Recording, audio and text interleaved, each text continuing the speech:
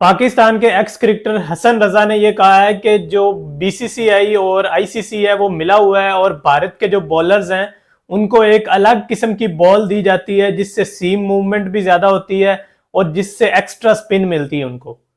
क्या हसन रजा की ये बात ठीक है? और हाल ही में कल जो मैच हुआ है साउथ अफ्रीका और इंडिया का, उस मैच के बाद उन्होंने ये कहा कि साउथ अफ्रीका की एक ऐसी टीम थी जो बहुत अच्छा खेल रही थी और इंडिया को वन साइडेड इंडिया ने साउथ अफ्रीका को हरा दिया, वो भी 243 रन से।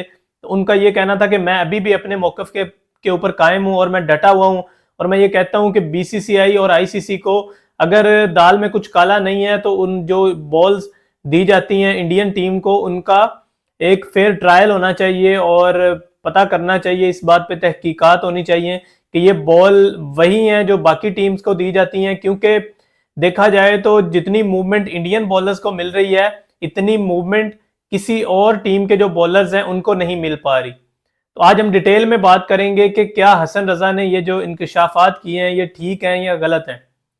तो बात कर लेते हैं कल के मैच को लेके। जो साउथ अफ्रीका और इंडिया का मैच था उसमें एक तो दो तीन ऐसे डिसीजन थे जिन पे पूरी दुनिया आवाज उठा रही थी, स्पेशली अगर आप बात करें साउथ अफ्रीकन बैटर्स की और साउथ अफ्रीकन कुछ प्लेयर्स उस पर काफी नाराजगी और गमो गुस्सा का इजहार कर रहे थे। स्पेशली अगर आप बात करें विराट कोहली की जो कैच आउट उनका डीकॉक के हाथ में बॉल गई और उस बॉल पे काफी लोगों ने जो है ना वो एतराजात उठाए क्योंकि बॉल और बैट में कोई गैप नहीं था। तो डीआरएस सिस्टम जो है वो टोटली वहां पे फेल होता हुआ नजर आया क्योंकि क्लियरली नजर आ रहा था कि वो बॉल एज होके गया कीपर के पास। लेकिन नहीं, डीआरएस सिस्टम ने ये शो कराया वंस अगेन कि वो भारतीय टीम को फेवर कर रहा है। इसके बाद जब हेनरी क्लासन का आउट हुआ वो रविंद्र जडेजा की बॉल पे, तो वो अंपायर ने नॉट आउट दिया था और उसके बाद क्लियरली शोज के जो बॉल थी वो पिच आउटसाइड लेग हो रही थी, लेकिन डीआरएस सिस्टम ने अंपायर कॉल भी नहीं शो कराई। यानी वो क्लियरली था कि वो जो डिसीजन था वो इंडिया की फेवर में गया था। तो अब इन चीजों पे क्यों लोग सवालात उठा रहे हैं? क्योंकि डीआरएस सिस्टम की जो बात है ना वो हम अलग रख देते हैं, उस पर हम बाद में बात करेंगे। पहले हम बात कर लेते हैं जो हसन रजा ने ये जो एक इंकशाफ किया है कि बीसीसीआई और आईसीसी और जितने भी अंपायर्स हैं वो सारे मिले हुए हैं और वो मिलके जो है ना वो बीसीसीआई के या जो इंडियन बॉलर्स हैं उनको एक अलग किस्म की बॉल दे रहे हैं। तो बात कर लेते हैं इंडिया की टीम की, इंडियन बॉलिंग की। तो इंडियन बॉलिंग क्या पहले से ही अच्छा परफॉर्म कर रही थी या फिर अचानक से उन्होंने अच्छा परफॉर्म कर दिया? मैं कुछ डाटा आपके साथ शेयर करूंगा।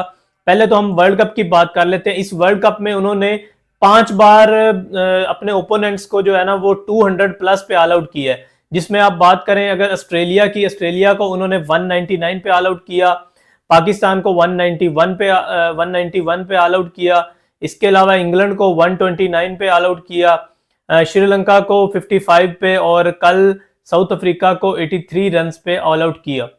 तो ये तो थी उनकी परफॉर्मेंस वर्ल्ड कप में। अगर हम बात कर लें वर्ल्ड कप से पहले की, तो 2022 से लेके अब तक जो इंडियन टीम ने बॉलिंग की है उसमें मैं आपके साथ अदादो शुमार शेयर कर देता हूं। 28 दफा ऐसा हुआ है कि उन्होंने अपने ओपोनेंट्स को 200 से नीचे ऑल आउट किया है। दैट क्लियरली शोज कि वो उनकी ये जो परफॉर्मेंस है वो अभी से नहीं स्टार्ट हुई, वो पहले से ही चलती आ रही है। यानी इंडियन बॉलिंग जो है वो अच्छा पहले से ही परफॉर्म करती आ रही है।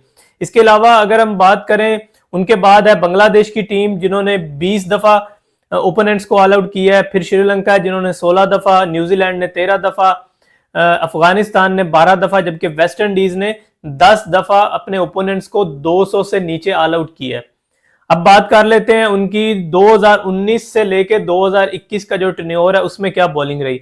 उन्होंने 2019 से लेके 2021 तक 129 विकेटें हासिल की, जिसमें 44.7 की उनकी एवरेज थी, 6.15 की इकोनॉमी रेट थी, जबकि हर 43 बॉल्स के बाद उन्होंने एक विकेट ली। जबकि 2022 से लेके 2023 का जो स्पैन है उसकी अगर हम बात करें तो उन्होंने 343 विकेटें हासिल की हैं। यानी क्लियरली शोज के 2019 से 2021 की जो बॉलिंग थी उसमें 129 विकेटें, और जो 2022 से 2023 सितंबर 2023 तक, यानी इस वर्ल्ड कप से स्टार्ट होने से पहले तक की मैं फिगर्स आपसे शेयर कर रहा हूं, क्योंकि बकौल हसन रजा ये 2023 के जो वर्ल्ड कप में उनको डिफरेंट बॉल्स दी जा रही हैं, इसलिए मैंने 2023 के वर्ल्ड कप का इसमें डाटा शामिल नहीं किया। तो 2022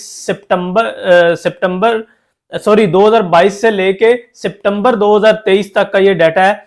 इंडिया ने 343 विकेटें ली हैं, 6 खिलाड़ी आउट किए हैं और 19 ये उनका बेस्ट है, जबकि 26 रन की एवरेज है, यानी हर 26 रन के बाद उन्होंने विकेट ली है। 2022 से लेके 2023 के सितंबर तक 5.24 की उनकी इकोनॉमी है, जबकि हर 29 बॉल के बाद वो एक विकेट ले रहे हैं।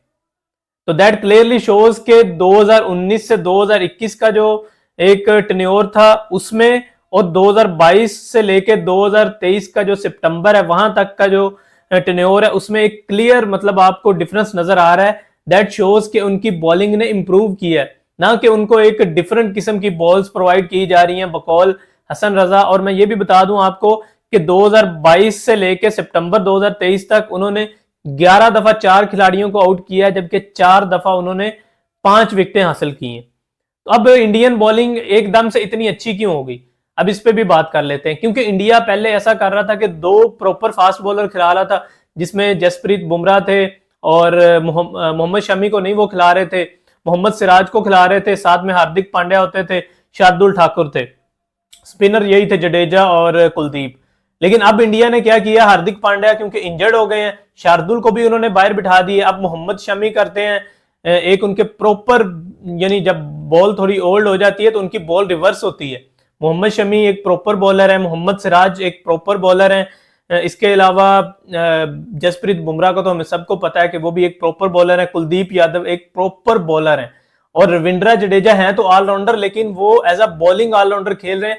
मतलब 5 बॉलर्स जब आपके प्रॉपर खेल रहे होते हैं और पांचों के पांचों अच्छी फॉर्म में होते हैं तो वो बैटर्स के लिए लाइफ बड़ी मुश्किल कर देते हैं।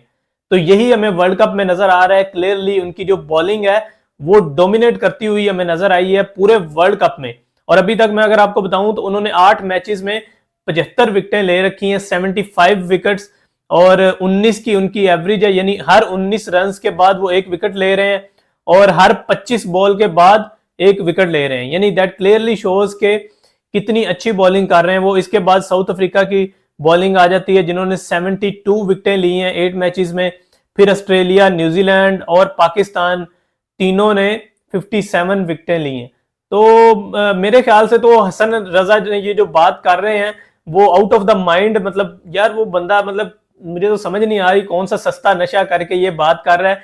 10-12 बॉल्स दी जाती हैं आईसीसी की तरफ से अंपायर्स को, और एक बॉक्स होता है पूरा जिसमें से अंपायर्स को 2 बॉल्स पिक करना होती हैं, कोई भी दो बॉल आप उनमें से पिक कर सकते हैं। तो कैसे हो सकता है कि मतलब पूरा सिस्टम जो है वो एक साथ मिला हो और बीसीसीआई को फेवर कर रहा हो। हाँ, आप एक चीज कह सकते हैं, जो डीआरएस सिस्टम है उस पर मुझे भी तहफ्फुज़ात का इजहार है, क्योंकि डीआरएस सिस्टम हमने देखा है कि बाकी टीमों के अगेंस्ट तो जाता हुआ हमें नजर आ रहा है, लेकिन मैंने कोई एक सिंगल डिसीजन भी नहीं देखा कि जो इंडियन टीम को फेवर ना कर रहा हो। यानी आप कल के मैच की अगर बात करें तो जो वेंडर डुसन का आउट था उसकी बात कर लें, आप विराट कोहली की बात कर लें, आप क्लासन की बात कर लें, मैंने ऑलरेडी आपको डिटेल में बताया कि कैसे तीनों डिसीजंस जो थे उन्होंने फेवर किया इंडियन टीम को। तो आप डीआरएस सिस्टम पे तो सवालात उठा सकते हैं, लेकिन आप बॉलिंग लाइनअप पे सवालात उठाते हैं, मेरी समझ में तो नहीं आता। आप लोग क्या समझते हैं कि ये जो डीआरएस सिस्टम है ये किस तरह से मतलब मैनिपुलेट किया जा रहा है, या फिर ये मतलब एक कोई हादसाती तौर पे ये कोई इत्तेफाक है कि वो बीसीसीआई टीम या जो इंडियन टीम है उसी को ही फेवर करता हुआ नजर आ रहा है? क्योंकि हमने देखा है पहले भी स्मिथ का जो आउट दिया गया था साउथ अफ्रीका के मैच में वो भी बड़ा कंट्रोवर्शियल था। उसके बाद जो पाकिस्तान और साउथ अफ्रीका के मैच में शम्सी का आउट दिया गया था वो अंपायर्स कॉल होगी। यानी अलॉट ऑफ डीआरएस सिस्टम के आप अगर बात करें तो काफी ज्यादा ब्लंडर्स हमें नजर आए इस वर्ल्ड कप में। आप लोग क्या समझते हैं कि ये जो डीआरएस सिस्टम है ये भारत को एक मतलब कोई हादसाती तौर पे, एक्सीडेंटली तौर पे फेवर कर रहा है, या फिर ये कोई दाल में कुछ काला है? आप मुझे कमेंट्स बॉक्स में जरूर बताइएगा। अभी तक की वीडियो से इतना ही। अगर आप लोगों को वीडियो पसंद आई है तो वीडियो को लाइक कर सकते हैं, आप चैनल को सब्सक्राइब कर सकते हैं। अपना बहुत सा ख्याल रखिएगा। मुलाकात होगी इंशाल्लाह आपसे नेक्स्ट वीडियो में। सी यू लेटर, बाय।